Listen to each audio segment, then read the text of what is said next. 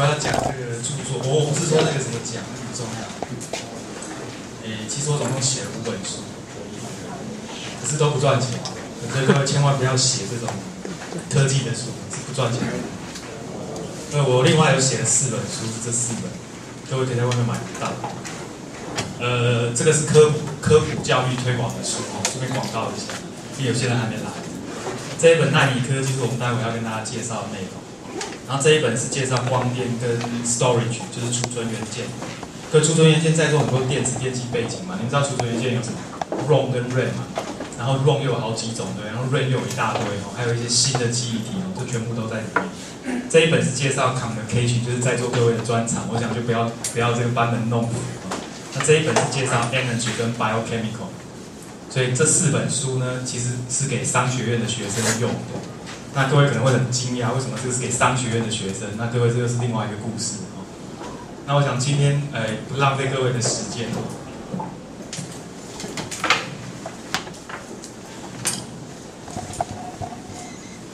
我们来看比较有趣的东西，我待会顺便把这个微机电的应用跟大家顺便介绍一下。我想今天我们会介绍微机电跟奈米科技。那么我们主要就是介绍什么是微机电系统，什么是微制动器，什么是感测器，什么是奈米科技。那最后呢，我会介绍一个微机电系统很重要的应用，就是所谓的数位电影。各位知道现在有数位电影院，对不对？有听过了哈。我们现在去买那个电影票，不是都有什么数位跟传统的电影有没有？然后还有分什么3D 跟传统的有没有？所以各位现在的电影有4种。一种就是传统的电影，第2种叫做传统的3D， 第3种叫做数位的电影，第4种叫做数位的3D。真的是这样，各位，你下次看那个，你去看那个电影票，现在你要选，它都有这4种选项。那通常传统它不会写，它就什么都不写，就是传统。然后它只写3D， 没有写数位，那就是传统3D。它如果写了数位，那就是数位；它写数位3D， 就是数位3D。所以有4种，我们待会会介绍一下。比较有趣嘛哈，上通讯的课，我跟各位讲，我平常我在公司也是在帮客户，也是帮公司做教育训练，也是在教客户怎么用 DSP， 那种课超级无聊的，不要说听的人想睡，连我讲的人都想睡。什么是微机电呢？它是指将微小的机械元件、光学元件跟电子，各位电子元件就是指 CMOS 嘛。那我猜在座各位，你们都是 Double E 的背景，所以至少都多多少少都知道基体电路的制造嘛哈。各位知道基体电路是利用光照、曝光、显影蚀刻的技术，在细晶圆上面做 CMOS， 对不对？我刚刚讲的这个东西完全没听过的举手，应该不至于吧？各位都是 Double E 的嘛，就算你的专长不是 process， 你至少也都大概知道说哦，晶圆在晶圆厂是利用这些制造做出来 ，OK。但是呢，微机电它有一个不一样，就是它不是只有 CMOS， 它不是只有电子元件、电容电感，不是。它最重要的是机械元件跟光学元件，所以我举个例子，各位看这个像什么？各位这是什么？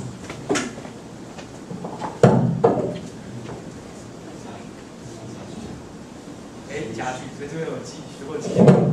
这是一个夹头，所以各位你只要加电压，这个地方会合起来，就可以把东西夹起来。那你说，这个东西有什么好讲的？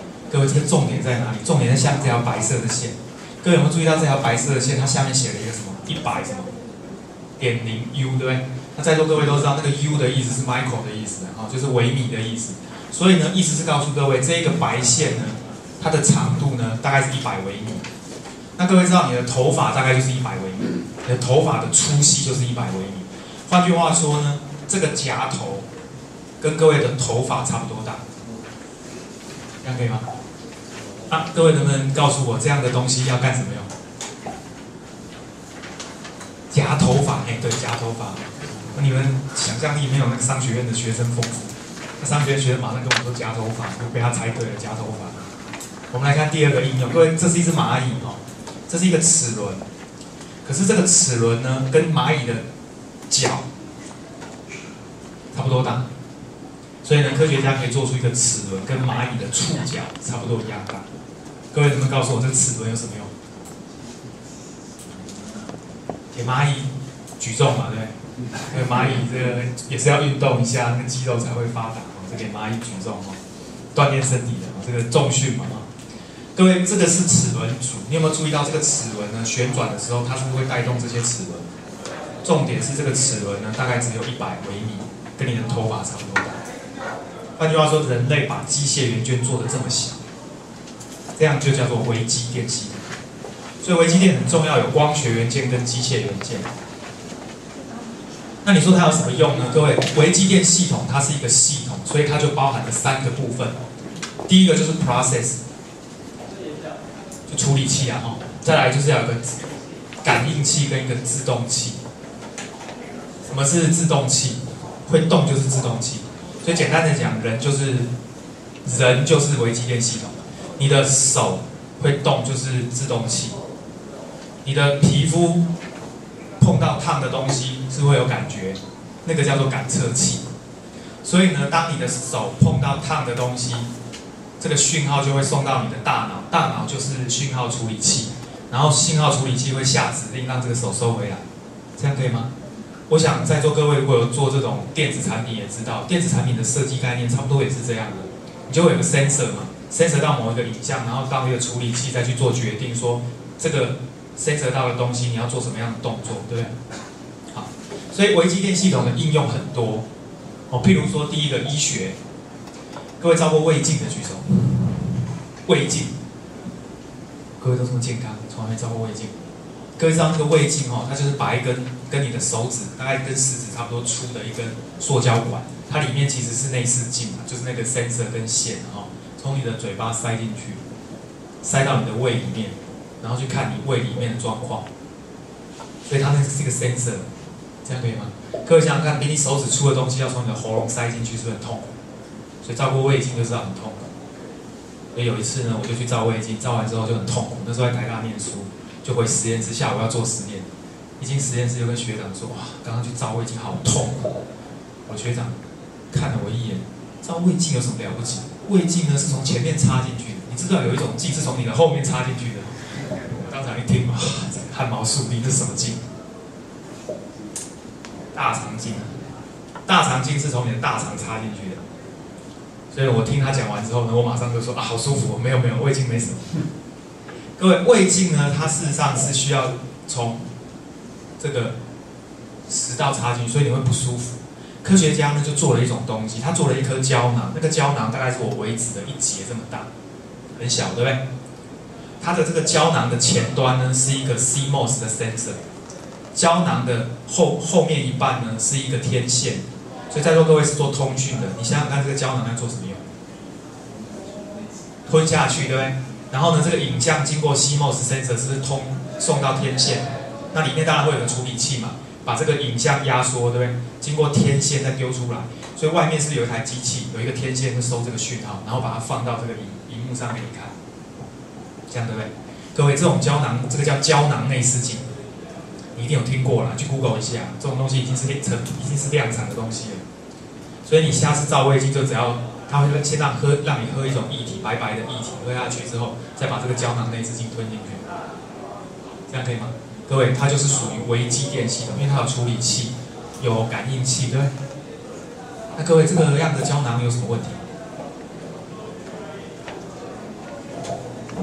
有问题？怎么出来啊？当然是跟粪便排出来，但是这样还是不对，还是有问题。这什么问题？各位想，这个胶囊进到你的食道之后，是不是到处乱转？我要看左边，它偏偏朝右边怎么办？没办法控制的。所以呢，各位要记得，这个胶囊呢，在尾巴呢要做2个鱼鳍，所以外面有一个什么遥控器，它遥控那个胶囊尾巴的2个那个类似鱼的那个鱼鳍嘛，这边抖一抖，它就会往右转啊，这边抖一抖会往左转嘛。你才能控制那个胶囊内视镜的位置的方向，有没有？各位，那个叫什么器？自动器，这样可以吗？所以各位，这样的产品呢，已经发明出来了。那各位可能会好奇，为什么没看过呢？因为健保不给付，照一次4万多块，各位要自己付，所以大部分的人不会去照那个东西。不过那个是可以的，是有这种东西。好，生物技术，各位有听过有一种东西叫生物晶片吗？基本上，生物晶片就是在检测生物的东西，包含检测病毒、检检测细菌、检测 DNA， 这都算生物晶片。生物晶片本身就是属于微机电系统的部分。那其他的，我想待会会慢慢提。所以各位经过刚刚的例子，你就知道微机电系统就是制动器、感应器跟处理器组合起来的，这样可以吗？所以中科院可能就可以想一想什么军事上的应用，有没有？有。美国人呢，不应该讲出来的，听说讲出来了，泄露美国国家机密，可能会被 FBI 干掉。美国人呢，他们在军事方面就有一种计划，就是要做出一只苍蝇。各位你知道吗？那个现在要做军事应用要派间谍去大陆，多辛苦，对不对？不用那么麻烦。我做出一只那种苍蝇利用我们的微机电技术，我是不是就可以做出一个翅膀让苍蝇飞？我可不可以在它的苍蝇的眼睛就装 CMOS sensor？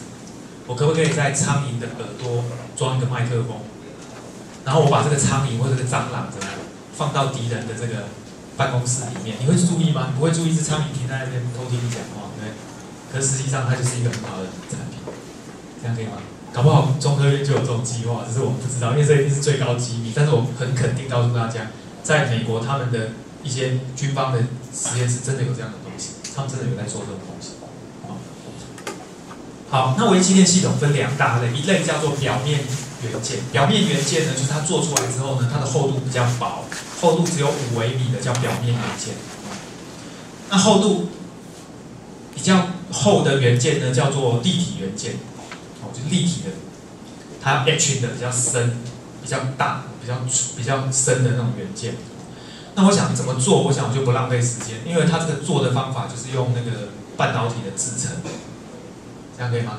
所以我们举一个简单的例子那你如果在座如果有真的对半导体制程完全不知道的人，那就没关系，就当做没听到你看他怎么做？你看他先在这个细晶片上呢长一层氧化系，然后利用光照、曝光、显影10颗把它刻掉。会不会太快？应该可以了因为各位不是商学院，我通常在商学院讲就不能这样讲，我就必须先从基体电路的制造开始讲，讲完之后才能跟他们讲。再来，各位，我再长一层多晶系。这个多晶系长完之后呢，再曝光显影10颗。各位有注意到多晶系是不是长成这样？最后一步很重要，就是把这一个东西呢泡到氢氟酸里面。氢氟酸会把氧化系吃掉，所以各位你看下面的氧化系吃掉之后呢，这个多晶系是不是就变成悬空的？下面是空的，有没有？所以各位，它就是利用这种方法做出那种立体的元件，这样可以吗？那微机电的元件怎么样才会动呢？各位，这就是一个例子。各位看，这是从侧面去看这是细晶片，先长一层 nitride， 就是氮化系，再长这个绿色的这一层叫 poly 多晶系，然后再长这个黄色的氧化系，蓝色的多晶系，黄色的这个是氧化系。那各位会觉得我长完之后应该整个盖起来啊？为什么这个地方会没有盖到呢？因为你用 etch 的方式，这样可以吗？把它10颗掉。最后呢，再长红色的这个多晶系，最后再长黑色的金属。然后呢，注意我接下来的动作是把这个东西泡到化学药品里面，把黄色的这两个黄色的都是氧化系，就会溶掉。溶掉之后，各位有没有注意到这个蓝色的旁边是不是就没有东西了？各位，我跟你讲，这个蓝色就是一个 donut 圈，甜甜圈。你现在看的是剖面图，所以这个蓝色的这两个地方呢，就是一个甜甜圈，从这边进到黑板，绕一圈从这边出来。所以这个红色的呢，就好像一个转轴在正中央，那个蓝色的甜甜圈是在外面，所以你加电压的时候，那个蓝色是不是就会转？这样可以吗？所以简单的讲，你要做一个会动的东西呢，就是在下面的电氧化系，然后再把它 etch 掉。然后各位有没有注意到这个甜甜圈下面有个尖尖的东西？有没有？这是故意的，因为科学家发现一开始没有做那个尖尖的时候那个蓝色的圈圈不会转。用2个尖尖的东西把它顶起来之后呢，加电压它才会转。有没有人告诉我为什么？没有尖尖的时候呢，这个蓝色是不是会直接掉下来？所以呢，这整个面积是会跟绿色的接触。对，他讲到有摩擦力，因为你没有那个尖尖的话，各位知道摩擦力是跟面积接触面积成正比，所以你整个甜甜圈掉在下面那个绿色上面，那个摩擦力大一大，那个叫静摩擦力，不会动，所以要2个尖尖的顶起来，这样可以吗？类似这样就可以做出会旋转的元件。我们来举个例子，各位，这是科学家做出来的这个东西。这个轴呢往前推的时候呢，这个地方就会拱起来。这个轴往下拉的时候，这个地方就会躺平。我待会修给你看。然后各位注意到，因为这个东西要立起来，所以各位这个地方是不是转轴？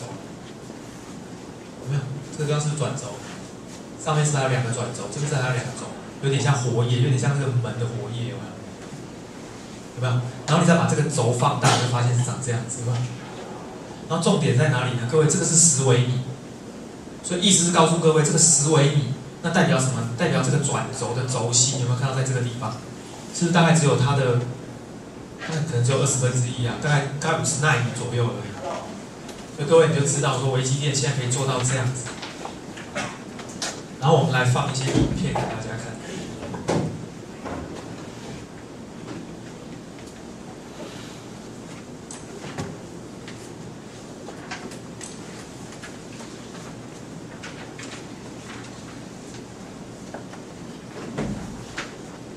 OK。我可以做出这样的齿轮组让它转，有没有？来，再来一次，有没有？这个悬臂上下移动，这个就会一直转，然后这个就跟着转，有没有？所以它证明什么？人类在细晶片上可以做出这种会转的齿轮，很小哦，这个齿轮每一个大概都只有几个奈米而已。对不起，不是几个奈米，几个微米。有没有看到？有没有看到那个悬臂左右移动，然后那个轮中间的圈圈就会转？好，再来一次。各位，这是 slow 哦，这是慢动作哦，它实际上速度是非常快的。它实际上加电压的时候，它的速度是非常快，是这样子。有没有？这种小东西动得都很快哦。好，我们再来看最后一个。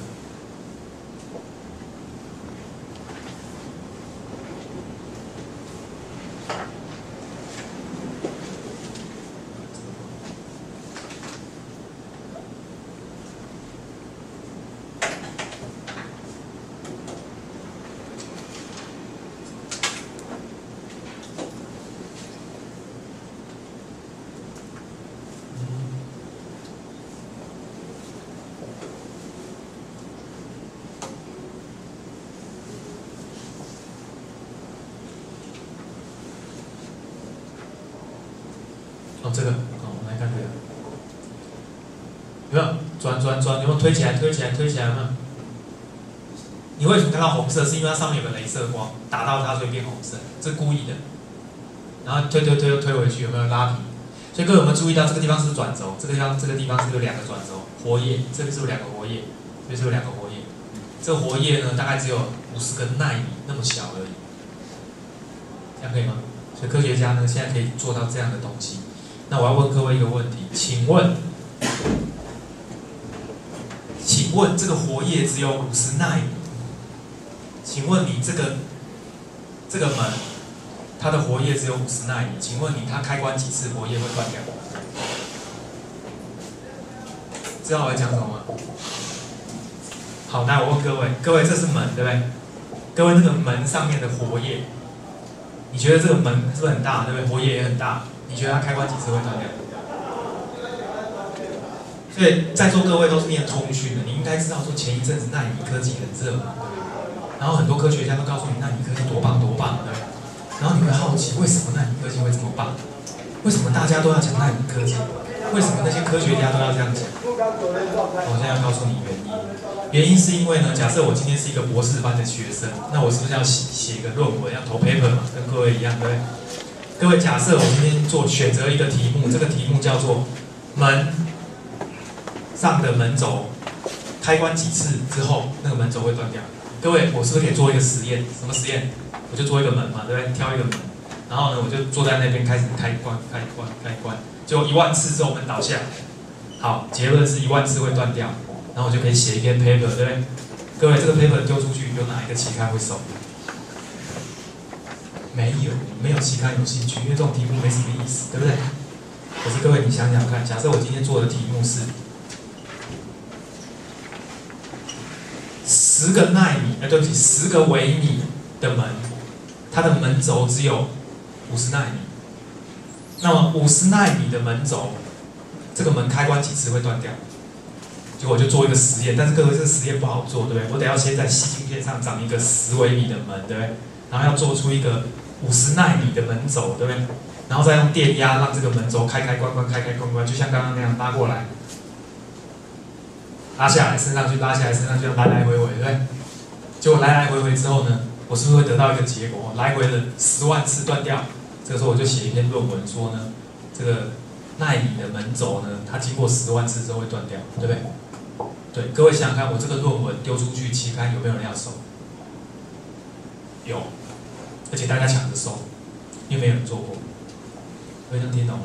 所以呢，科学家后来发现，你不要看它50奈米的门轴哦，我跟你讲，这50奈米的门轴呢，科学家发现呢，这个门开开关关竟然不会断。这样可以吗？为什么不会断？因为他们后来发现那个门很小，对不对？只有10微米嘛。各位，空气里不是有空气吗？那个门哦，因为太轻了，它是浮在空气上面的，所以根本没有重量。这种门为什么门轴会断？因为这个门很重，你开关的时候那个重量是压在那个门轴上，所以门轴会断。这样可以吗？这种奈米门哦，它太轻了，它是浮在空气上，所以它的重量并没有压在那个轴上面，所以那个轴是不会断的。这样可以吗？各位，你有没有发现，在奈米的世界里，它有很多行为跟传统的机械是不一样的？所以我可不可以就因为这样做出很多实验，就提出一些新的理论，然后就写一本书，叫做《奈米机械学》？听懂了吗？那同样的道理啊，光学是有奈米光学，电子学有奈米电子学，这样可以吗？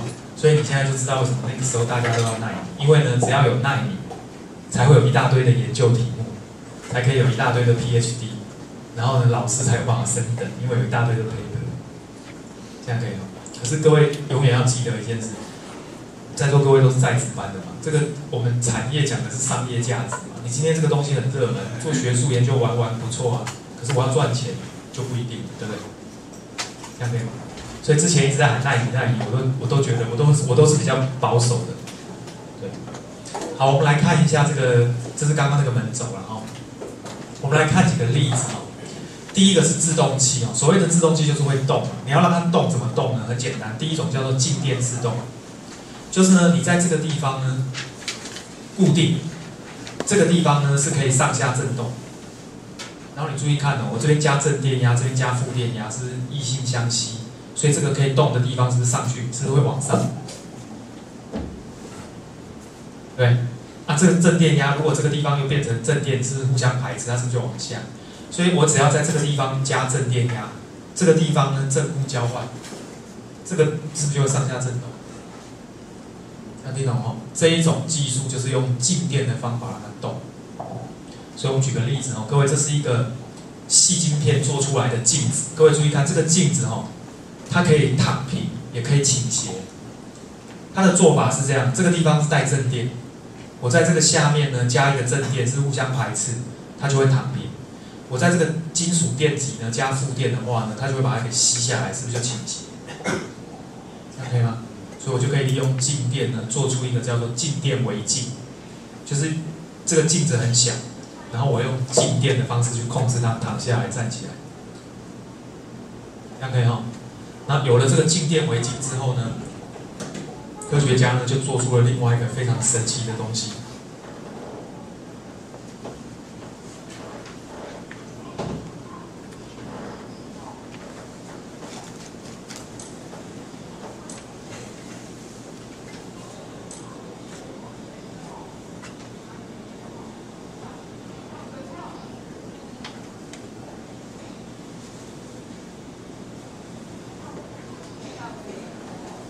这种神奇的东西呢，叫做数位光源投影机哦。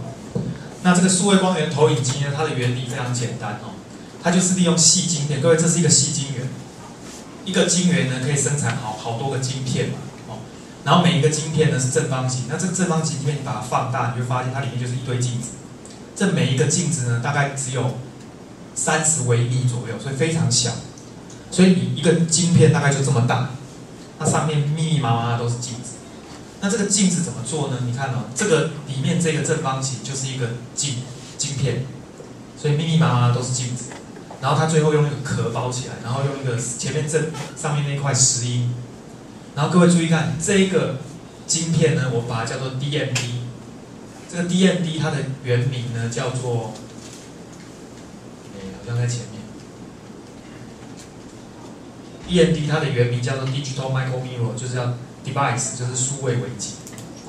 那这个数位微镜怎么成像呢？它把它做在一个电路板上，然后呢，在正前方呢用一个这个叫彩色滤光片，这个彩色滤光片是做成圆弧状，然后这边有一颗灯泡，这个是镜头。你注意看这个动作，这上面不是密密麻麻的镜子吗？这每一个镜子呢对应到外面，这个是萤幕，这个萤幕就是这个萤幕，这样可以吗？所以这个投影，这个镜头就是那个镜头。然后你注意看哦，各位这个影像不是有些地方有红色吗？它的做法很简单，它就是把白光打进来之后呢，这个彩色滤光片会旋转，所以这个瞬间是红色，这边是不是就红色？这个红色的光打到这个镜子，这个镜子对应到这个外面是红色的部分，它的镜子就倾斜正10度，这个光呢就会打到外面。那其他地方没有红色，对不对？所以其他地方的镜子就会负10度躺下来，外面就没有。所以这个时候你看到外面的萤幕是不是就红色的那一块就有红色，其他地方就没颜色。待会呢转到绿色的时候呢，各位这是绿色，所以它对应的镜子就站起来，然后其他没有绿色的地方镜子就躺下去，这样可以哦。所以同样的道理，转到蓝色就是有蓝色的地方站起来，没有蓝色躺下去。所以结局是什么？结局呢？这个转的速度非常快，你在荧幕上就会看到一下绿一下红一下蓝，对不对？可是这些绿这边是红，那边是绿，这边是蓝，可是它速度很快，所以你的眼睛会看到什么？你的眼睛会看到叠在一起的影像，这样可以吗？这就是电影。所以各位，这种技术呢叫做 DLP， 叫做数位光源 processing 处理器，叫数位光源处理器。利用这样的技术呢，后来呢就大量的生产出来所谓的投影机。各位，你们现在在公司里面开会，不是都会用那种投影机吗？你都注意到那个投影机上就会写这个英文，你只要有看到这个英文的，各位这就是那个镜子，那个镜子大概只有10微米，然后它总共有4层，它最下面是 CMOS， 然后这2个是转轴，最上面是镜子，所以这是其中一个镜子，非常复杂。你看这么复杂，然后你会看到一个这个符号，有看过这个符号吗？你下一次注意一下，就是你去接这个投影机，你们都叫单枪嘛，对不对？其实它里面没有枪的。单枪这种字是因为以前的投影机有3个圈圈叫3枪，后来一个圈圈他们就把它叫单枪，那里面其实没有枪哦。不管它，这种投影机呢，它的外面一定会写一个 DLP， 然后画一个圈圈，就是这个是 mark， 这是有注册的商标。所以各位，这就是所谓的数位光源投影机。目前全世界哦，这种教学用的投影机，就是会议室或教室看得到的这种投影机，只有2个厂商，2种技术，一种就是用液晶。那目前用液晶的技术的，全世界只有一家公司，叫做 Epson。所以你如果买的投影机是 Epson， 大概就是用液晶，这样可以吗？剩下的全部的厂商，通通都是用这种技术。那台湾有很多公司，目前全世界的这种投影机几乎都台湾做的。只要是用 DLP 都是台湾做。那这种 DLP 技术呢，台湾有哪些厂商呢？譬如说像这个中强光电，那个 BenQ。BenQ 也有自己的投影机，还有像那个有哪一家？有一些我也忘了哦。Anyway， 各位现在大概知道哦。那同样的道理，我就可以把这样的技术呢用在电影院。我用在电影院怎么用呢？各位你想想看哦。各位知道传统的电影哦，你看的时候是一个荧幕，对不对？这是电影的椅子嘛。这个放映机是放在最后面，然后呢，它事实上是2个胶卷。那各位知道那个胶卷是底片嘛？吼，但是那种底片不是负片，是正片。各位知道负片的意思就是颜色相反。我们照相机以前用的底片是负片，是颜色相反。电影用的是正片，就跟幻灯片一样是正片。而且呢，这个胶卷哦，它是这一卷放，这一卷收，所以它放完之后呢，就全部收到这边来。所以呢，它的滑过去的这个瞬间呢，就会对着一个探照灯。这个探照灯会把这个影像打到荧幕上，这样可以吗？每秒钟要打几张？30张，每秒钟打30张正片到这个荧幕上，你的眼睛就会觉得它是连续的，这样可以吗？这个就是传统的电影，这样可以吗？那科学家要怎么让它进步呢？各位要知道，这种胶卷哦，第一它是塑胶做的，所以卷久了就会磨损。所以各位看那个传统电影哦，你就会觉得那个电影在播放的时候哦，有一些十字形的跑出来，有没有看过？你就觉得荧幕会闪，然后有一些十字跑出来，那是刮伤。因为胶卷上一个小小的刮伤，你用探照灯一放大，那就是好大一个十字在你的面前，这样可以吗？第二个，这个胶卷呢是垃圾，它是万年垃圾。你想想看哦，《阿凡达》一部电影，那个电影公司拍完之后，是不是要散布到全世界所有的电影院？各位知道全世界有多少电影院？不知道。那各位知道台湾有多少电影院？而且不是一个电影院一卷哦，不是哦，是一个厅要一卷哦，因为你每一个厅不是都在放吗？所以同一家电影院华纳威秀，它每一个地方的是不是都要有？这样可以吗？所以你想想看，每年光是电影做出来的胶卷就是多少垃圾？这样可以吗？所以科学家呢就把脑筋动到了这个投影机哦，因为刚刚的 DLP 呢，它是用一个旋转的圈圈，有没有？对不对？那这个圈圈旋转的时候，这荧幕会闪烁，看起来不漂亮。为了要让大家有更漂亮的这个感受，那怎么办呢？很简单，我就不要用这种圈圈，我直接用3个这个晶片。这3个晶片呢，一个用红色的灯去照，一个用绿色的，一个用蓝色的照，这样不是最快？就不用在那边转嘛，然后把3种颜色的光混起来就好。所以各位，这种技术在这里。这3个晶片呢，白色的灯打出来之后呢，反射到这3个晶片，先经过滤光片，这3个晶片呢，同时显示影像，然后最后叠起来再投出来。那这个很贵，可是呢，看出来的影像就非常漂亮。那使用这种技术的电影院就叫做数位电影，这样可以吗？好，我要请问各位，请问你《阿凡达》电影拍完之后呢，是数位的，那请问你《阿凡达》的电影怎么样把这个电影散布到全世界所有的电影院？有什么办法？赶快想一想。啊？用没有记，哎，这是好方法。不过那个档案太大，因为它的解析度很高。用 DVD 烧完寄过去，对不对？没有更好的方法吗？哎，对，他讲到重点了，就是下载嘛。我阿凡达就加一台那个 server 嘛，对不对？那全世界的电影院就付我的钱嘛，我就跟一个 account 跟 password 嘛，就自己连加下载嘛。它不是用寄的，因为寄没有办法寄那么大台，可是下载总可以吧？我下载1个小时可以把它载完，这样可以吗？所以各位，你看这个世界呢，以后就再不会有那种胶卷垃圾，对不对？哎，你想想看，一部电影20万份的胶卷，全1年地球拍多少电影？那是垃圾，那真的是万年垃圾。然后你要运那些胶卷到世界各地，你看要花掉多少汽油、污染，对不对？2氧化碳。所以各位，我们将来的电影院已经100%会全部都换成数位，这件事情是不会改变的。换句话说呢，现在还有很多电影院还在播传统电影，对不对？再过一阵子就没有了。那你可能会好奇说，那为什么不现在就全部换呢？那答案是呢，这个很贵，这一套听说300多万。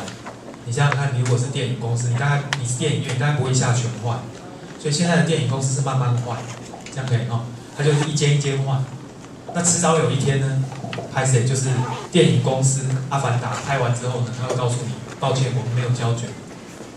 所以呢，如果你的电影院没有胶卷的播放如果你电影院没有这种机器的话，那拍谁你就没办法，哎，我这个电影就不能播了，迟早会有一天是这样，可以吗？就像现在嘛，这个，你家里还有唱片吗？你可能也没有播放机了嘛，对不对？现在都是 DVD 嘛。如果你跟我说我家只有唱片播放机，我没有 DVD， 那拍谁你就是没得看了。就好像这个录影带嘛，以前百视达租录影带，现在百视达是租 DVD， 对不对？那迟早有一天，百视达不租传统录影带，那你家如果没有 DVD， 你就不能看电影，就是这样。所以这是迟早的事哦。我认为大概在3到5年之内，那个传统的播放机就会消失。以后就不会有传统电影。那各位可能会好奇呢，那3D 又是怎么回事？3D 电影看过了几种？有吧？3D 电影的原理呢，其实很简单，只要10分钟就可以讲完了。那我已经讲到电影了，就顺便把它讲完。那有些人可能知道了，但没关系，我想一些人不知道，我们讲一下。科学家发现，当我看这个东西是立体的东西，是为什么？你知道吗？因为你的右眼看它，跟你的左眼看它，看到的是不一样的。原因很简单，因为你的左眼跟右眼差6公分，对不对？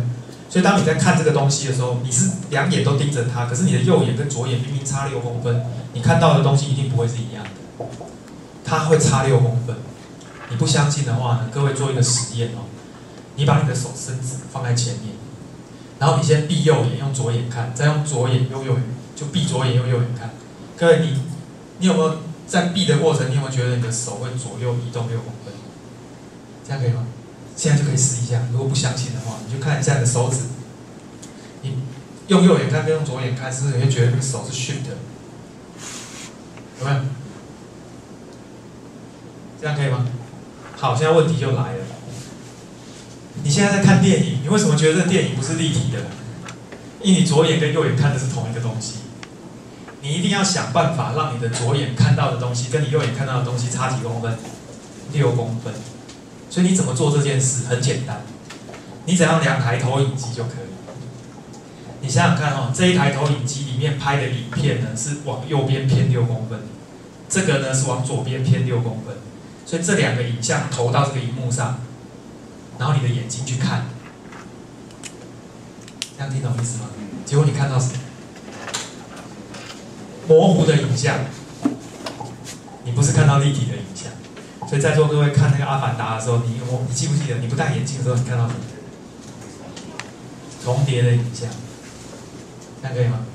那各位，这问题出在哪里？因为你的左眼是不是看到这2个影像？你的右眼是不是也看到这2个影像？这不是我要的，我要的是什么？我的左眼看到这个影像，因为它偏左边6公分嘛，我右眼要看到它的影像偏右边6公分，对不对？我要的是这个，可是实际上你这样做是不行的，对不对？这样可以吗？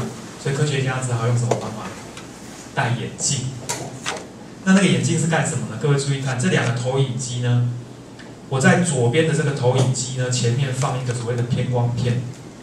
那我不确定在座各位对偏极化光的这个熟悉度有多高。简单的讲，各位学过电磁学都知道，电磁波光就是电磁波嘛。那电磁波其实是这样的东西嘛。简单的讲，就是这个拇指是磁场，这个中指，所以各位可能都忘记了，因为各位工作应该用不到电磁学。你的拇指是磁场，你的中指是电场，这个食指就是电磁波的方向，所以它们是两互相垂直。科学家定义这个中指电场的方向叫做极化方向，所以电磁波就有所谓的极化方向，就是指电场方向。光是电磁波，所以光也会有极化方向。那光的极化方向由谁来决定？由这个偏光片。偏光片是一种塑胶，它是一种长条形的塑胶分子，所以它是有方向性。极化方向不固定的光通过了某一个方向的极化这个偏光片之后，极化方向就会固定，只有这个方向的光可以过去。所以简单的讲呢，我在左边呢摆一个垂直偏光片，然后在右边摆一个水平偏光片。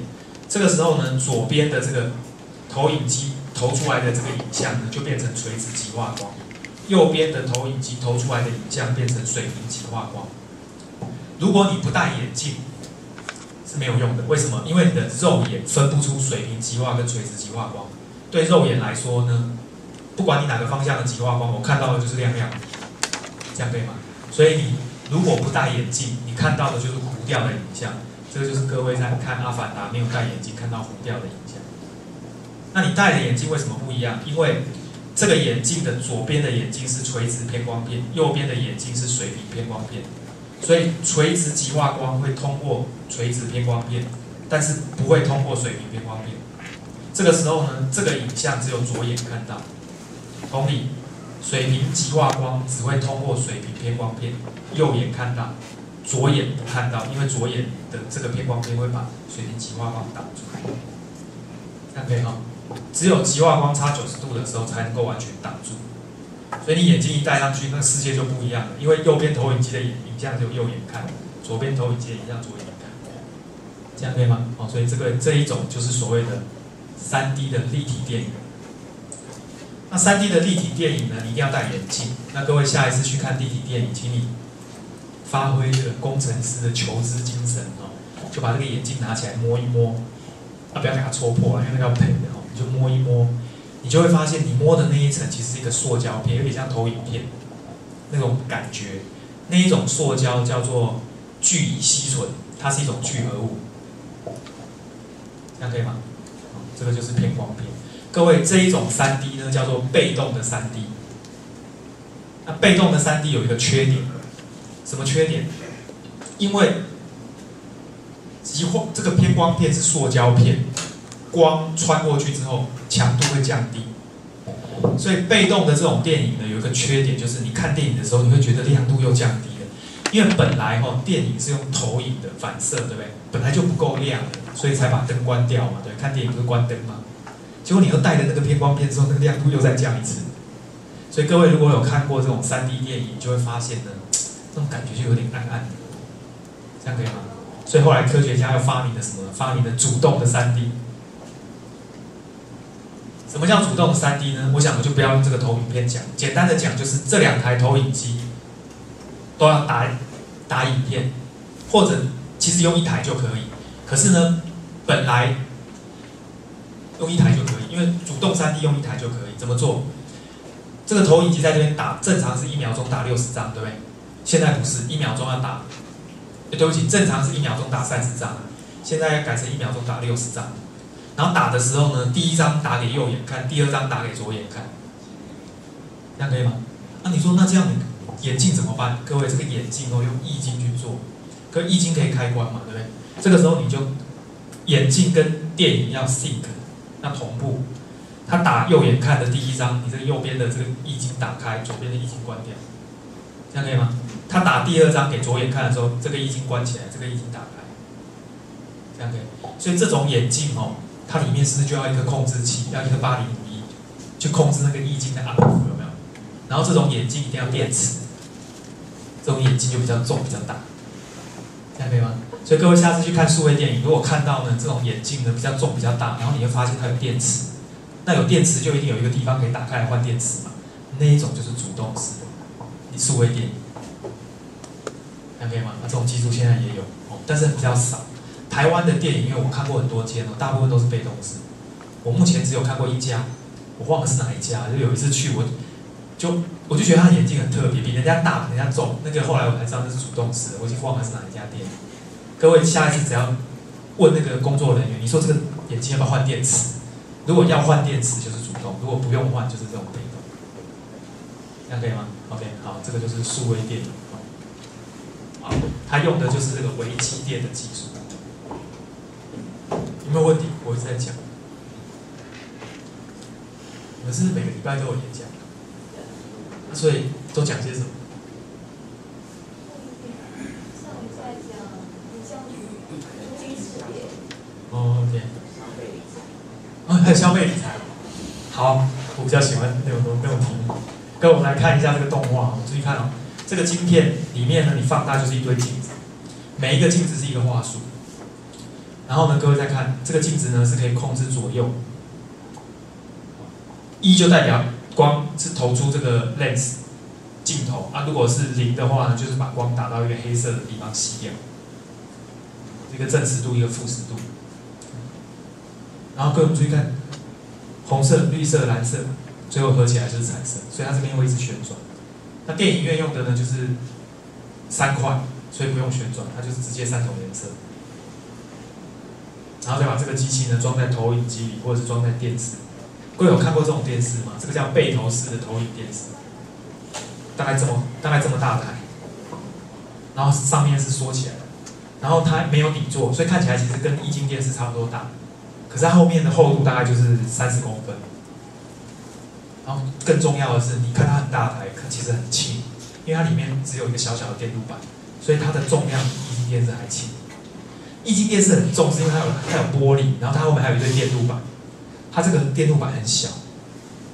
结果呢，我当初这个就是我的错。我当初很多朋友问我这种电视卖的好不好，我跟他们说这种电视其实应该会卖的蛮好，它比液晶电视便宜。就没想到液晶电视越做越便宜，做到已经亏钱在卖。它本来比液晶便宜，就搞到比液晶贵。然后更糟糕的是液晶电视呢，他们的广告呢训练了消费大众一个错误的观念，就是电视就是要薄，要多薄。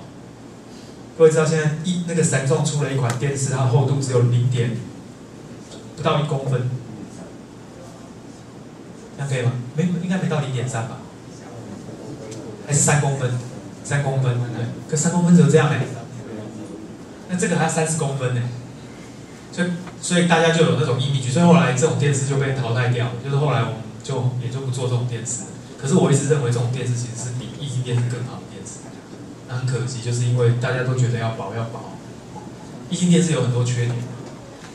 好，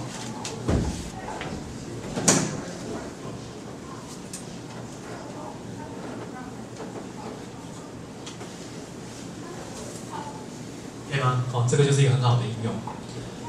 那除了这个之外呢，还有什么其他的应用？各位这是压电自动器。各位，什么叫压电？各位听过压电陶瓷吗？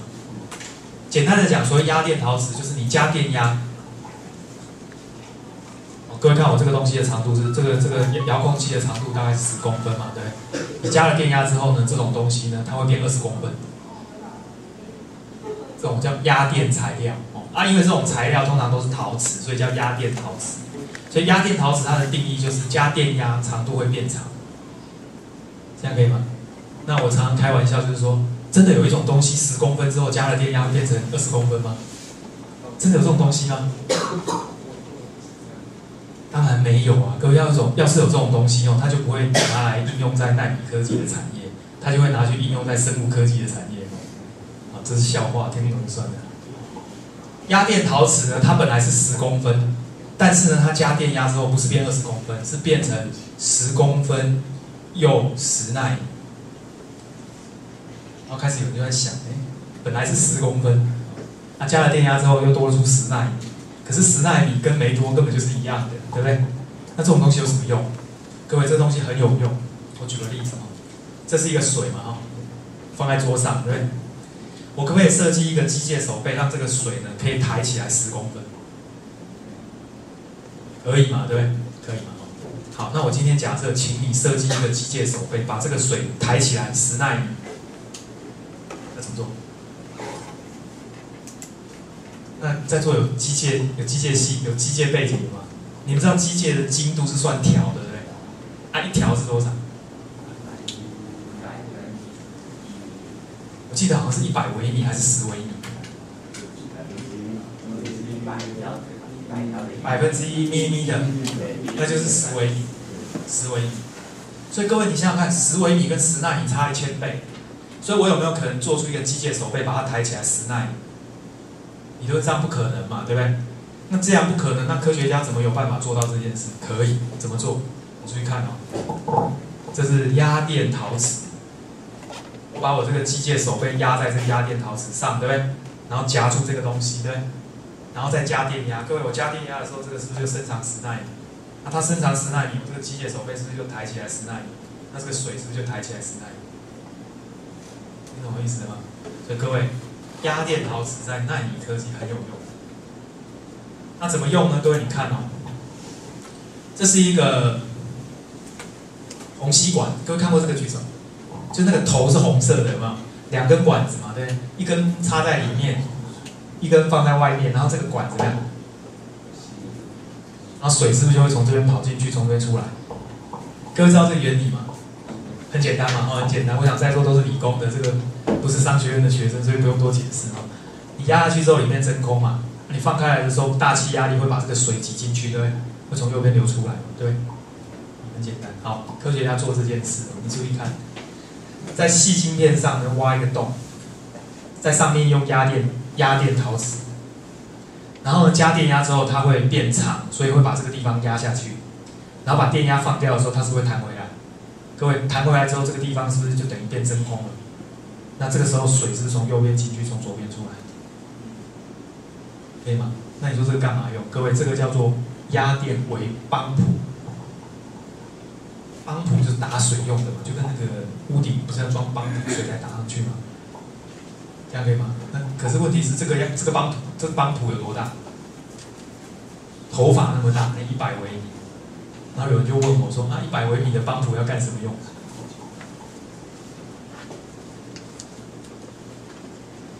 帮浦是打水的、所以100微米的帮浦就刚好帮细菌打水嘛。各位知道细菌哦，住在地底下也需要喝水啊，你总是要给它一点水让它喝。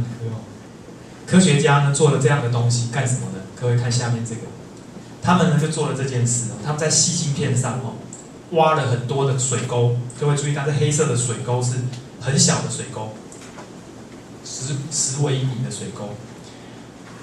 黄色的地方呢，可以做一些生物检测，譬如说看看你有没有肝炎啊，有没有感冒啊，你的智力是多少啊。我跟各位讲哦，这种检测病毒的黄色的这种晶片哦，叫做蛋白质晶片。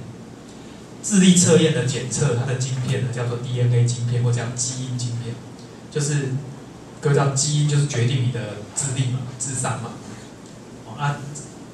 基因的检测就是我们叫基因晶片哦。各位可能现在眼睛瞪得很大，说天底下有这种东西吗？这个人类正在努力当中啊，我不能说有，不能说没有。最后呢，可以用讯号把它送到一颗 IC， 然后这个是它的接角，所以这是一根针头，这个叫奈米针头，非常细的针。各位，这个干什么用？体检。各位现在去体检的时候，不是要抽血吗？要抽多少？要抽3根，对不对？3支管子，对吗？干嘛那么麻烦呢？各位，人类可不可以设计出一个这样的晶片，然后把那个针头从你的手这样戳下去，然后这个血呢流出来之后呢，就检查你的肝炎、检查感冒、检查智力，然后最后把 data 丢过来，然后从这个地方输出。所以呢，戳一下之后呢，把这个晶片插到读卡机，然后你的体检报告就打出来。这样可以吗？各位，这种晶片叫做实验室晶片，我们把它叫 lab on the chip， 就是把所有的实验室设备全部放到一个 IC 上面。那各位知道，你戳下去，这个血是流进来的，对不对？可是血在这个细的管子里是流不动的嘛，所以你需要一个什么去加压？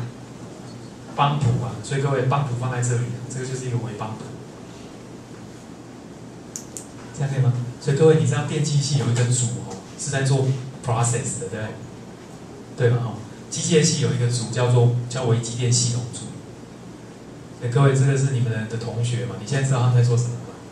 他们就在做这种东西。你们大概通讯都是写程式嘛，大部分都是写程式嘛，所以那个是不同的领域。他们每天都在做这种东西，将实验室所有的仪器制作在一个很小的晶片上，只需要很小的空间、很短的时间、少量的待测液体，就可以测出结果。这个是人类的梦想。那有人就说啊，这种东西有没有？答案是这种超级无敌宇宙的实验室晶片还没有发明出来，人类还在努力当中。好，我们来看感测器。感测器是侦测讯号，对不对？所以我举个例子，各位，这个叫压电压力感测器。我们刚刚说压电陶瓷是你加电压它就会变长，对不对？对吗？哈，科学家发现，当你把压电陶瓷用力把它拉长的时候，它的电压竟然会改变。有听懂我这句话吗？倒过来。所以呢，各位你看哦，这是一个压电陶瓷，上面的压力变大的时候，它是不是变长？这是变长还是变短？是变长。结果它变长之后呢，你从这边接2个金属，你去量它的电压，它电压会变。这样对吗？所以我问各位哦，这个压力越大，它是不是越长？它越长，这个电压就越大。所以这个电压值就代表什么？压力。这样可以吗？你说这种东西要干嘛？各位知不知道山上跟山下气压是不一样的？越高的地方气压越低。这可以吗？我不需要解释啊，这是国中理化的东西哈。所以意思是告诉各位，你的高度越高，这个气压就越低，这个电压值越低。所以这个电压值不只代表压力，它还代表高度。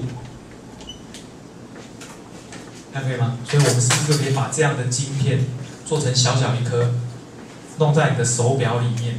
各位知不知道卡西欧有一种手表是会告诉你的高度？这样可以吗？各位，这个就是微机电系统的感测器。同样的道理啊，各位知道什么是电容吗？因为在座各位都是 double E 的，电容就是两个金属中间夹绝缘体，就是电容。所以电容有一个公式，就是这个公式。公式拿掉，拍谁拿掉？就是电容它的电容值跟这个距离有关，对不对？所以科学家就做了一件事，他做了一个机器叫做加速度感测器。我问各位一个问题，各位你在做捷运的时候，你是手拉着吊环，对不对？请问各位，当捷运从静止开始移动的时候，人是向后还是向前？向后，为什么？反作用不是啊，惯性，这惯性。静止很近嘛，你本来是静止，车也是静的。那当车子移动的时候，人还是静止的，对不对？所以人就会向后。所以同样的道理，当捷运进站的时候，速度慢慢降低，你人是向前嘛，因为动则恒动。本来两个都在动，结果车子停了，你人还在动，是不是往前？所以同样的道理，各位，这个就是一个人，外面这框框就是车子。这个绿色的东西叫做后膜，这个后膜就是它可以震动的。中间这个东西会左右上下弹，会弹。当你这个车子往前开，就撞到东西的时候，各位，这个东西是往前，这样可以吗？那你这个一往前，这个地方的距离是不是就缩小？那你一缩小，这个电容是不是就改变？所以科学家就是设定，当它的电容小到某一个程度的时候，D 变小，应该电容是变大。好，不管了 ，anyway， 这个电容到它距离到某一个程度，是不是代表你可能撞得很严重？这个时候呢，它就送一个讯号给谁？给哇，那照片被我拿掉了，糟糕，怎么不见？他就送一个讯号给谁？去给那个汽车不是有安全气囊吗？那个安全气囊它是用炸药炸开，它是一个化学反应，它旁边有很多点是在点化学炸药，它就送讯号给旁边那些炸药，把那个炸药点起来之后呢，那个气体就碰进去，那个气囊就弹出去，这样可以吗？那个没有什么困难，它就是用 chemical reaction 让这个产生很多气体就对了。各位坐飞机不是要穿那个救生衣吗？那个救生衣不是拉了就会充气吗？那是类似的东西，就是 chemical 反应产生气体。好，所以呢，我们来看一下这一种感测器呢，叫做加速度感测器。我们来看一下加速度感测器是怎么做的。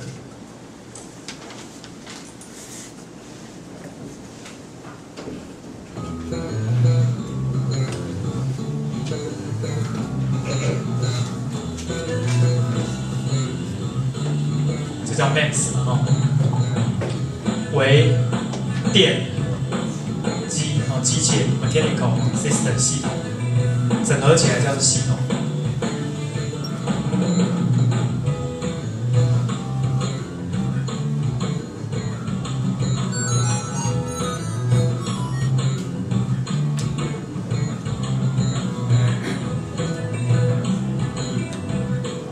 跟他告诉你他怎么做这个 sensor 哦，注意看，这是一个细，上面长一层 oxide，dioxide 就是二氧化锡，然后 H 10颗，10颗完之后呢，再长多晶细，这个叫 E，M-test layer， 然后再10颗，这个叫 deep H， 就是深10颗，刻完之后呢，泡化学药品把二氧化锡溶掉，最后呢，这些绿色的部分就会挤出来，腾空的，下面是空的。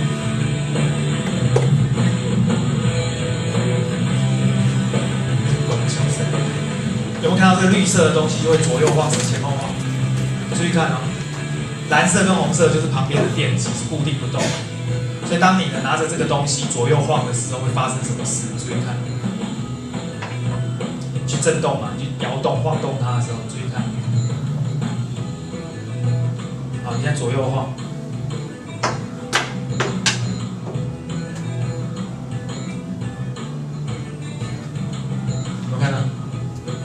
所以它这个方向的话，它就会知道，因为什么？因为那个距离，你那个绿色跟那个金属电极的距离就会改变，然后最后再把它包装起来、封装起来，然后记得哦，这是晶圆做的，所以最后是封装起来的。那请你记得什么呢？它是晶圆做的，所以一块细晶圆的可以做好几千颗。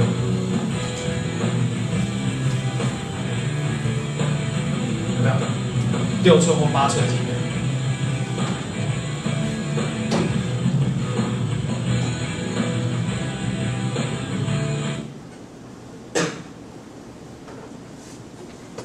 那可以吗？可以。对温度的变化，好像很敏感。是，会，有可能膨胀的时候就会。膨胀是影响到那个对，所以它的技术应用，如果是用在这个你要看它的 spec， 他卖给你的时候，他一定有 spec， 它几度到几度是可以工作的。同样的东西应用在什么地方？就是各位那个 Wii 的遥控器，还有什么呢？就是各位的那个 iPhone， 那 iPhone 你旋转的时候，照片不是会转吗？它在测那个重力加速度，就是利用类似这种微机电系统。陀螺仪又是另外一个，对我可能要陀螺仪是测角速度的，现在也有这种东西。所以呢，这个应用还有那个电子罗盘，那个一样，那个是类似的东西。这样可以吗？所以我想微机电就大概到这里。那我们简单的讲一点点奈米科技哦。有没有什么问题？微机电有什么问题？那各位，什么是奈米科技？我们把材料定义到它的尺寸在100奈米以下就叫奈米科技。所以简单的讲，我们的定义是这样。各位看这个横轴，因为在座各位对这个单位都很熟啊，因为你们不是商学院的，所以各位都知道1个 millimeter 就是1000个微米嘛。所以1个微米、10个微米、100微米，再来就1000微米就是1个 millimeter。1个奈米、10个奈米、100奈米、1000奈米就是1个微米。哦，这个在座大家都很熟。科学家呢，把你做出来的东西，它的尺寸比1微米大的叫微米制成，介于1微米到0.1微米之间的叫次微米制成。所以我们现在的台积电的制程是0.13，是在这里，所以它就是所谓的次微米制成。那你只要小于100奈米的，我们就把它统称叫奈米科技，这样可以吗？那奈米科技有什么特性呢？它有分1微、2微跟3微，这个是2微，我们把它叫奈米薄膜，有人把它叫量子井。有听过量子井的举手？没听过。那有听过量子的举手？有种物理叫量子的物理，对吗？各位有修过这个课吗？没有，各位不要去修，因为我修过这个课。我的结论是，那个不是人念的哦，那可能是外星人念的。所以，那时候在清华修这个量子物理，我去物理系修。各位也不要小看清华，虽然它不是第一志愿，它至少清华物理系的学生也是很优秀。跟他们一起上课，就后来发现了，那一门课从头到尾都不知道在学什么。考试呢也考了 ，open book 啊，就看那个题目跟哪一页很像，就拿起来照抄。抄了一整篇都是课人的文章，就交上去。我根本不知道我在写什么，然后后来就趴了，就70分以上就过了。那难怪有一部电影叫做《MIB 星际战警》。各位，《MIB 星际战警》呢有一幕呢，就是这个威尔史密斯去应征这个星际战警嘛，对不对？结果呢，他就叫他去设计，就考他这个设计。结果呢，一大堆的军人跟他们在那边设计，然后很多怪物跑出来了，都被那个军人给射死，结果他都没有开枪，一直到最后有一个小女孩拿着半夜的时候走在路上然后拿着一本书结果呢，那个威尔史密斯就一枪把他打死打到这个额头，结果这个老板长官就进来问他，你为什么把小女孩打死？他说呢，我觉得那些怪兽都不可怕，因为他们有的在运动，有的在感冒了，在擤鼻涕，可是这个小女孩最可疑，为什么呢？一个8岁的女孩，小女生怎么可能拿着一本量子物理她那个上面就写 quantum physics 就是这个东西，所以代表这个小女生是外星，可能是怪物所以最有威胁，所以我把她打死。就她误会了，那个是她帮她爸爸拿的书她爸爸在教书就莫名其妙被她打死。这个为什么叫它量子呢？因为量子它有一些特殊的效应，那刚好奈米薄膜有这种效应，所以把它叫量子井。如果你是这个方向，这个意思就是告诉各位 ，Y 跟 Z 这2个方向都只有100奈米以下，小于100奈米，只有 X 轴方向大于100奈米，这个叫奈米1微的奈米材料，就是叫奈米线。空心的叫奈米管。那如果你3个方向通通都是小于100奈米，就一颗一颗的，这个把它叫奈米粒子或者叫量子点。OK 哈，好，那它奈米有什么特性呢？奈米有3大特性。第一个特性呢叫做量子尺寸效应。那各位这个要讲哦，就要讲到大家睡着哦，所以各位不用去管它，听过就好。量子尺寸效应它只有一个结论，这个结论就是这样，它发现哦，各位知道这个 LED 会发光，对不对？那各位知道 LED 发光的颜色是跟什么有关？跟什么？对，跟材料的种类有关。譬如说砷化镓就是红光嘛，对不对？你如果是氮化镓就是蓝光，所以是不同材料控制它的颜色，这样可以哦。可是科学家发现哦，因为量子材料小于100奈米的时候有量子尺寸效应，就他们发现材料同一种材料，它的 size 越小的时候呢，它的光会从红色跑到蓝色。换句话说，我可以利用尺寸的大小去控制发光的颜色，这样可以听懂意思吗？这个现象我们把它叫 blue shift， 因为它刚好偏蓝，所以把它叫做蓝移。这个是量子尺寸效应的结果。那科学家就是做实验做出这种结果，才回头去提了这个所谓量子尺寸效应，这样可以吗？啊，你当然也不用去管它是什么哈。第二个效应呢，叫做穿隧效应，这个非常简单，就是各位知道塑胶是绝缘的嘛，对不对？所以电子穿不过去。可是科学家发现，当塑胶的厚度薄到只有100奈米以下的时候，电子会穿过去，那个叫穿隧效应，这样可以吗？那第3个效应一定要讲一下，第3个效应叫做表面介面，叫 surface effect。来，各位，这是冰糖，这个是砂糖，请问各位，砂糖跟冰糖丢在水里，谁溶得快？砂糖，为什么？因为什么？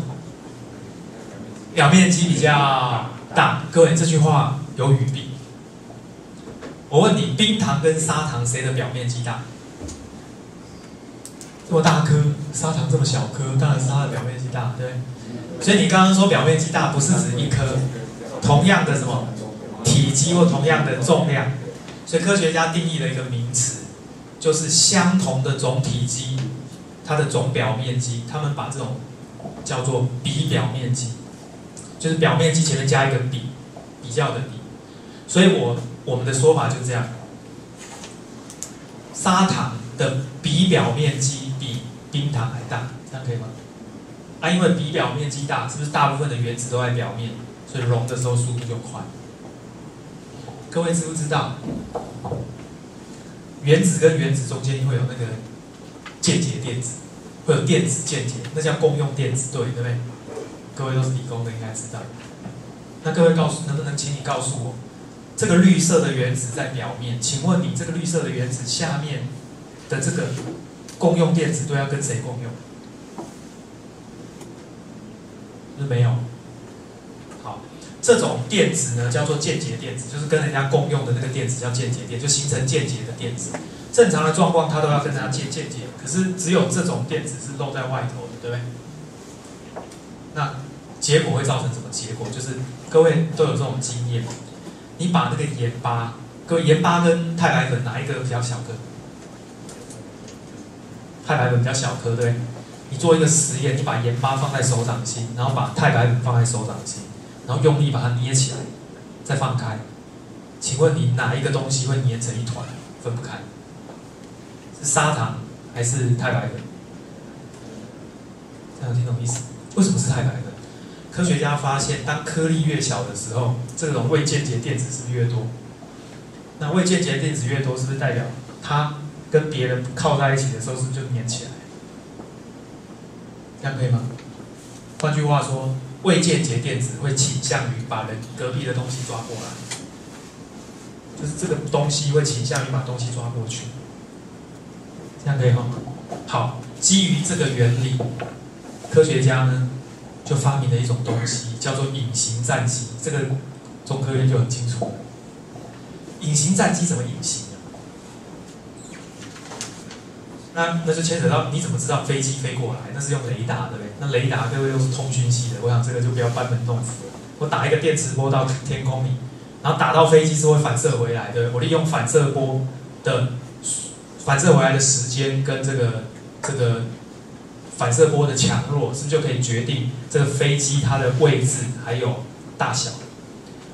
大的轰炸机，小的战斗机，再小的老鹰，更小的小鸟。对吧？所以我今天要怎么让飞机隐形？第一，我要让反射电磁波变少。那最简单的方法就是改变飞机的形状。所以各位看到那个隐形轰炸机都是做成像蝙蝠一样。那在座都是通讯的，应该都晓得，那是因为它的等效截面积，就是电磁波反射的等效截面积是最小的。光这样还不够。科学家发现哦，各位金是什么颜色？黄色，金为什么是黄色？因为可见光打到金之后，只有黄色会反射回去，所以你眼睛看到黄色，你就说金是黄的，这样可以吗？可是各位，科学家发现奈米的金是黑色，为什么？因为奈米金的表面有很多的未共用电子，当光打到它的时候，全部都被它吸走，没有反射，所以你看到黑的。这样可以吗？所以同样的道理啊，我把这种东西涂在飞机的表面，那会发生什么事？会吸电磁波啊，这样可以吗？所以你看那个隐形战机，它有两个特色，第一个就是形状要做的像蝙蝠，减少等效截面积；第二个就是要在它的机身涂这个所谓的隐形涂料，或叫隐形涂装。那其实它就是一个奈米的粒子，这样可以吗？可以吗？所以中科院是不是就可以做出国人自制的第一台隐形战机？然后可能你会问我，哎呀，这么简单，为什么只有美国在做？我跟各位讲，这个事情没有那么简单。各位告诉我，油漆要怎么涂？这个已经不是 material 的问题，是 chemical 的问题。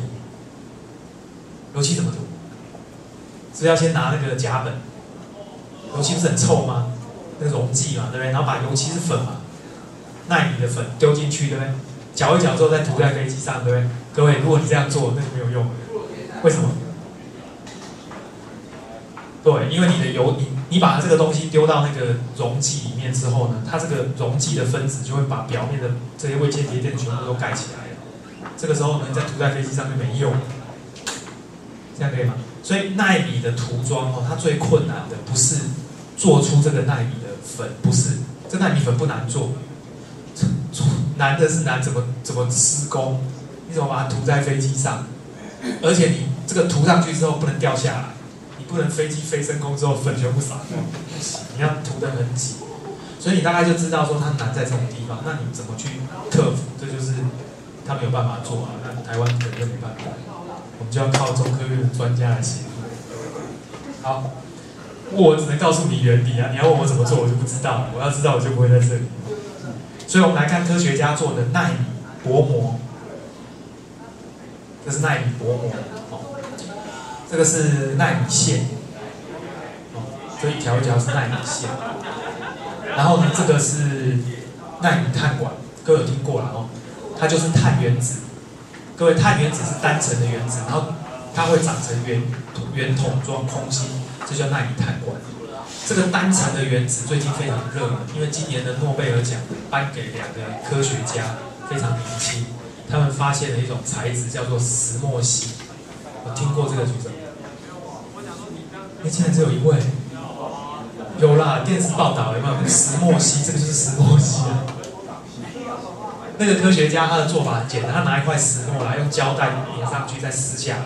撕下来之后，那个胶带是会把那个碳。就是那个石墨给撕开来，撕下来一片嘛，对不对？可是那还不够薄，因为你要得到这样一层的原子哦，你一定得要再撕好几次。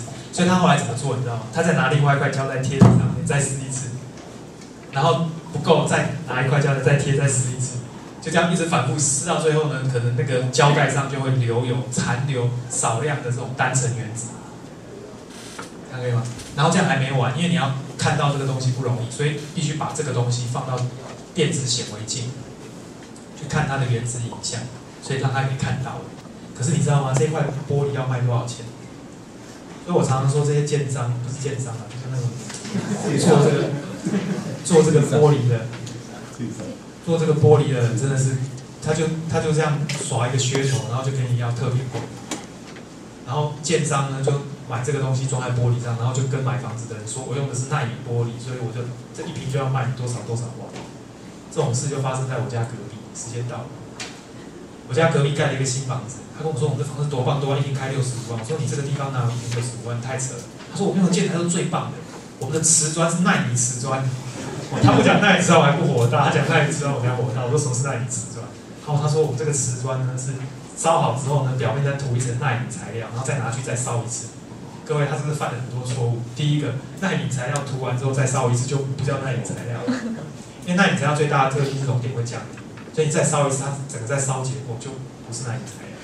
然后我就跟他上去看这个瓷砖，因为我家就住对面。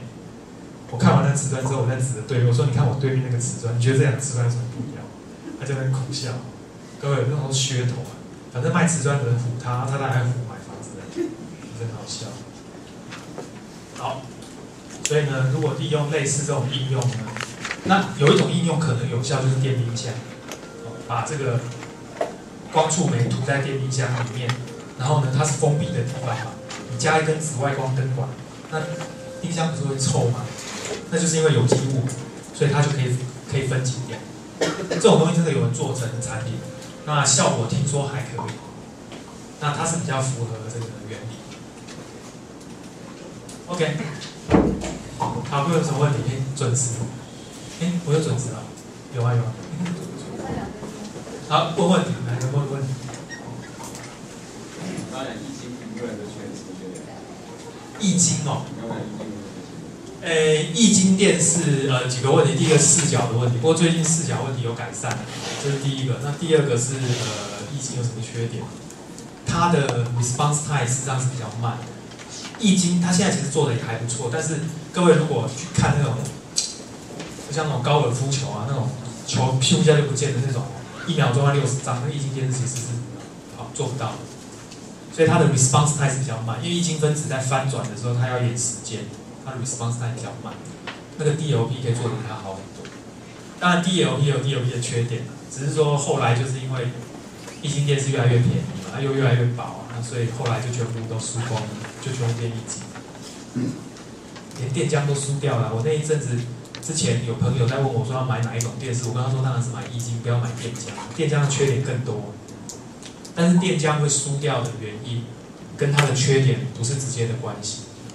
是因为 business 的关系。那简单讲就是易经电视是从小尺寸开始做，所以一直都很赚钱。电浆电视一开始就做大尺寸。那电浆电视为什么要做大尺寸？跟电浆有关。各位如果有修过那个电浆物理学，就知道你要点电浆哦，它需要一个 size， 意思是告诉大家太小的话，那个电浆点不起来。那你一定要有一个 size 呢，就代表那个 pixel 会比较大。那 pixel 大的话，那电视就要做大。所以各位你想想看，电浆有没有做那种手机用？没有，因为那么小的话术做不出来。电浆一开始做就是50寸，所以你想想看，谁会去买那个？没有啊，没有人买，所以做电浆的公司几乎都是亏钱。那你越亏钱，你就没有办法再研发新的产品，所以这种东西迟早就淘汰。好，有没有问题？那我们刚才提到是那个像微机电的自动器的部分。什么器？刚才提到那个自动器啊，自动器的时候，它对那个高度，因为它的细晶片对那个高度的反应会很敏感。其实那要看，因为它不是细晶片，它是那个压电陶瓷薄膜。如果它是压电才怎么办？如果今天我是在海平面测试，这个练一下，或者我在高度然后5千英尺，那测试结果就不一样。它那个误差其实我想，如果你的高度差没有很多，它应该测不出来。如果到2万5千英尺。那一定测得出来，它那个精确度大概会在100公尺或50公尺左右这个 order， 就是你大概差50公尺它才测得出来。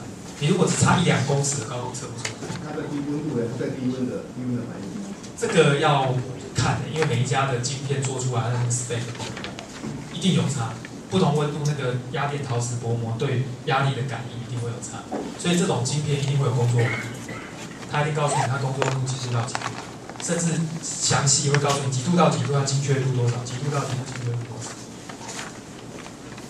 那我猜，因为卡西欧也有做那个潜水表，因为潜水跟爬高是一样的，压力不一样。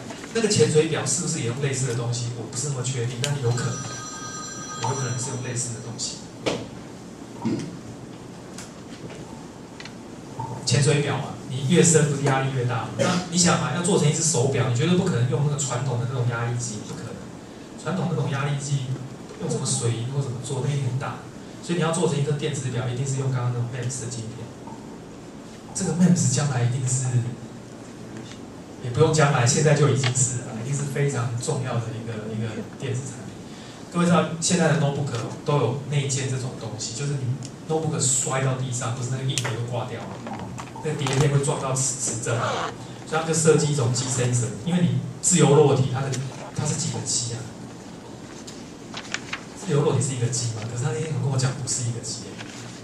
Anyway， 就是当你摔落的那个瞬间，那个机子很大，所以它那个机 sensor 就是那个刚刚那种加速度感测器，它会送一个讯号把硬碟锁住。这个现在已经是标准配备，你可能不知道而已。像 Dell 他们说他们是去年讲，所以今年的 notebook 应该 Dell 的 notebook 都有内建这个功能，就是保护硬碟。我跟各位讲，那个 notebook 最重要的是什么东西？硬碟。notebook 丢掉都无所谓，打烂都无所谓，那个硬碟的资料才是最重要的。所以这种保护是很重要的。没问题了。好，谢谢徐老师今天给我们很